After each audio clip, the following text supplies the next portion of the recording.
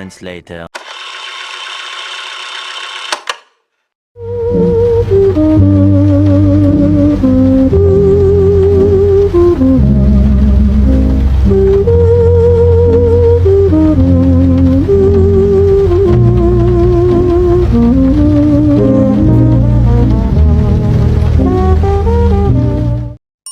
Halo teman-teman semuanya, pernahkah kalian memperhatikan bahwa dalam proses pembelajaran di kelas, setiap siswa memiliki cara dan kecepatan memahami materi yang berbeda-beda? Ada yang cepat menangkap penjelasan, ada juga yang membutuhkan waktu lebih lama, serta bantuan tambahan agar benar-benar paham. Hal ini menunjukkan bahwa pembelajaran tidak hanya sekedar penyampaian materi oleh guru saja, tetapi juga berkaitan dengan bagaimana pengalaman belajar itu dirancang agar dapat menjangkau seluruh peserta didik. Nah, dalam video kali ini, saya akan membahas salah satu bentuk bahan ajar yang cukup penting dalam mendukung proses tersebut, yaitu lembar kerja peserta didik atau LKPD. Supaya kita lebih memahami topik ini, yuk langsung masuk ke pembahasannya. Menurut Andi Prastowo tahun 2012, LKPD didefinisikan sebagai bahan ajar cetak berupa lembar-lembar kertas yang berisi materi, ringkasan, serta petunjuk pelaksanaan tugas pembelajaran yang harus dikerjakan oleh peserta didik sesuai dengan kompetensi dasar yang ingin dicapai. Artinya, LKPD ini bukan hanya sekedar lembar-lembar tugas biasa saja, tetapi juga merupakan panduan belajar yang membantu siswa untuk memahami materi secara lebih terarah dan sistematis. Selanjutnya, kita masuk pada tujuan dari LKPD ini, yaitu yang pertama, membantu peserta didik memahami materi. LKPD memberikan panduan belajar yang terarah sehingga siswa lebih mudah memahami konsep yang dipelajari. Yang kedua, mendorong keaktifan peserta didik. Melalui tugas dan aktivitas dalam LKPD, siswa tidak hanya mendengar, tetapi juga terlibat langsung dalam pembelajaran. Yang ketiga, melatih kemandirian belajar.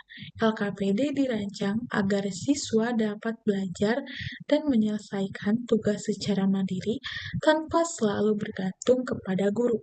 Yang keempat, mengembangkan kemampuan berpikir kritis.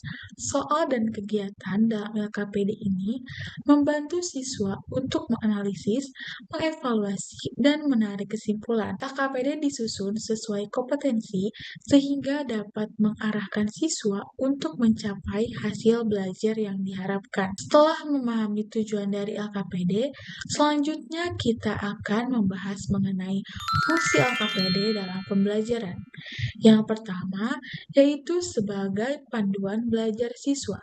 LKPD dapat memberikan arahan langkah-langkah belajar agar siswa lebih terarah dan mandiri.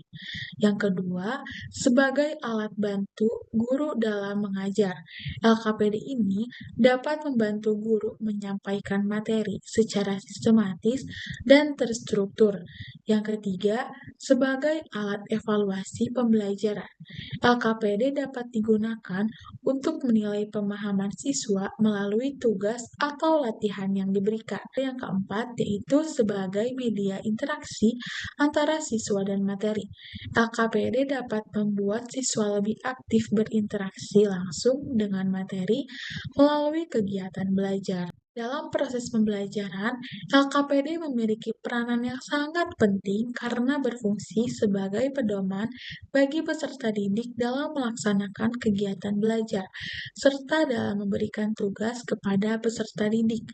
Oleh karena itu, LKPD yang disusun harus memenuhi beberapa persyaratan agar dapat digunakan secara efektif. Menurut Hendro Darmojo dan Jenny R.E. Kaligis, kriteria LKPD meliputi syarat didaktik, konstruksi, dan teknis. Yang pertama, syarat didaktik mengajak peserta didik aktif dalam proses pembelajaran. LKPD ini harus dirancang agar siswa terlibat langsung dalam kegiatan belajar, seperti diskusi, pengamatan, atau praktik. Hal ini bertujuan agar siswa tidak hanya pasif menerima materi. Yang selanjutnya, memberi penekanan pada proses menemukan konsep. LKPD sebaiknya mengarahkan siswa untuk menemukan sendiri konsep pembelajaran melalui kegiatan yang diberikan. Dengan demikian, pemahaman siswa menjadi lebih mendalam. Yang selanjutnya ada memiliki variasi stimulus melalui berbagai media dan kegiatan. LKPD perlu memuat berbagai bentuk aktivitas seperti gambar, tabel, atau soal yang bervariasi agar pembelajaran tidak membosankan. Yang selanjutnya yaitu mengembangkan kemampuan komunikasi sosial, emosional, moral, dan estetika.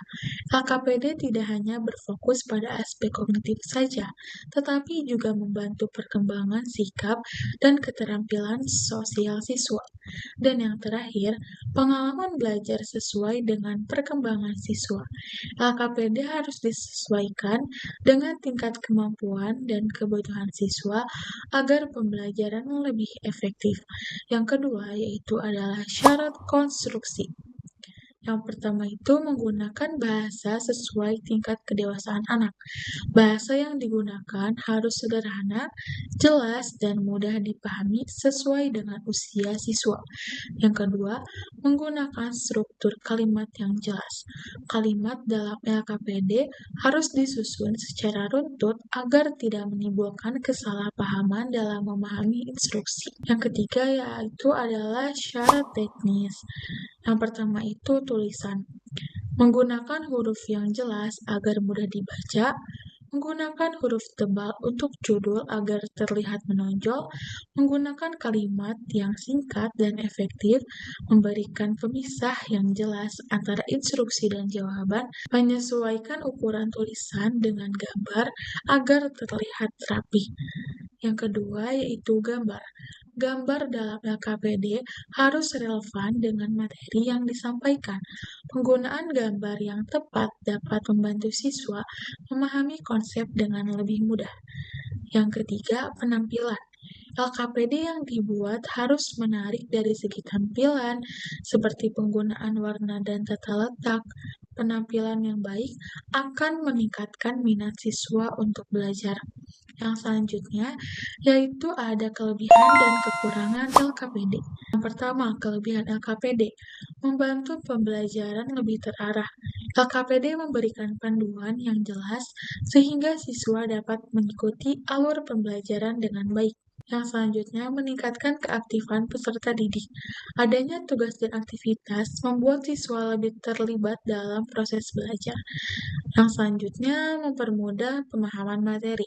Materi yang disajikan secara ringkas dan disertai latihan sehingga lebih mudah dipahami. Yang terakhir yaitu melatih kemandirian belajar. Siswa dapat belajar dan mengerjakan tugas secara mandiri melalui LKPD. Yang selanjutnya yaitu kekurangan LKPD. Yang pertama, membutuhkan waktu dalam penyusunan. Guru perlu waktu dan perencanaan yang matang untuk membuat LKPD yang baik. Yang selanjutnya, kurang efektif jika tidak dirancang menarik. LKPD yang monoton dapat membuat siswa kurang tertarik. Dan yang terakhir, tidak semua siswa memiliki kemampuan yang sama. Perbedaan kemampuan siswa dapat mempengaruhi efektivitas penggunaan LKPD. Dari pembahasan yang telah disampaikan, dapat disimpulkan bahwa lembar kerja peserta didik atau LKPD merupakan salah satu bahan ajar yang sangat penting dalam proses pembelajaran. LKPD tidak hanya membantu guru dalam menyampaikan materi, tetapi juga mendorong siswa untuk lebih aktif, mandiri, dan berpikir kritis. Dengan penyusunan yang tepat, LKPD dapat meningkatkan kualitas pembelajaran dan membantu siswa mencapai tujuan belajar secara optimal. Oleh karena itu, sebagai calon pendidik, Penting bagi kita untuk memahami dan mampu menyusun LKPD yang baik dan sesuai dengan kebutuhan peserta didik. Demikian pembahasan pada video kali ini. Semoga dapat menambah wawasan dan pemahaman kita semua. Terima kasih atas perhatiannya. Sampai jumpa pada pembahasan berikutnya.